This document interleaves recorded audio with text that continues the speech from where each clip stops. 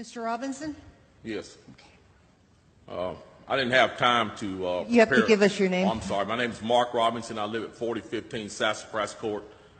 That's right here in Greensboro. I've lived in Greensboro all my life.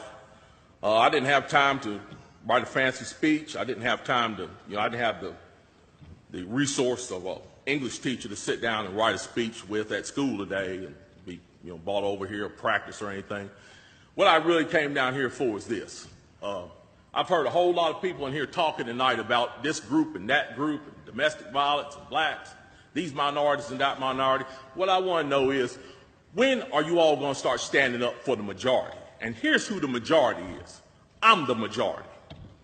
I'm a law-abiding citizen who's never shot anybody, never committed a serious crime, never committed a felony. I've never done anything like that.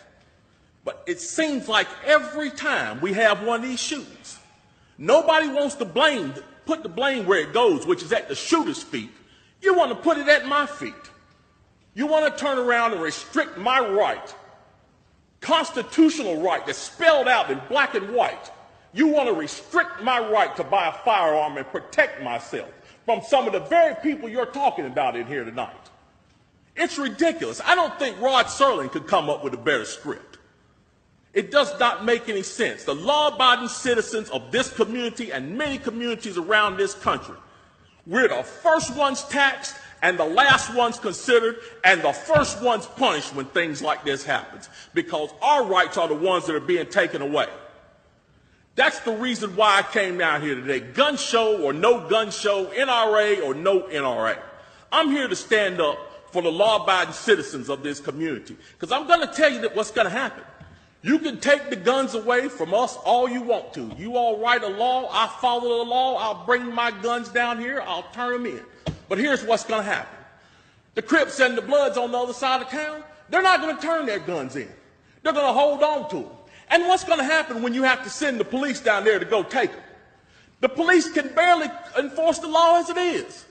As what I see, we demonize the police, criminalize and vilify the police, and we make the criminals into victims. And we're talking about restricting guns? How are you going to do that? How are you going to do that when the police department's already hamstrung? You're not going to be able to go down here and take these guns from these criminals.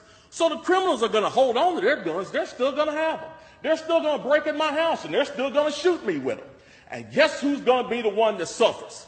It's going to be me. Well, I'm here to tell you tonight, it is not going to happen without a fight. And when I say fight, I don't mean shots fired. I don't mean fist thrown. I mean I'm going to come down here to this city council and raise hell just like these loonies from the left do until you listen to the majority of the people in this city. And I am the majority.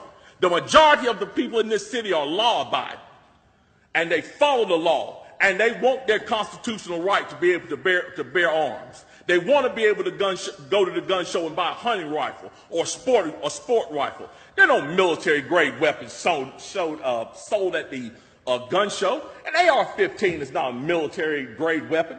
Anybody who would go into combat with an AR-15 is a fool. It's a semi-automatic .22 rifle. You'd be killed in 15 minutes in combat with that thing. So we need to dispel all these myths, and we need to drop all this division that we got going on here. Because the bottom line is, when that Second Amendment was written, whether the framers liked it or not, they wrote it for everybody. And I am everybody. And the law-abiding citizens of this city are everybody. And we want our rights, and we want to keep our rights. And by God, we're going to keep them, come hell or high water.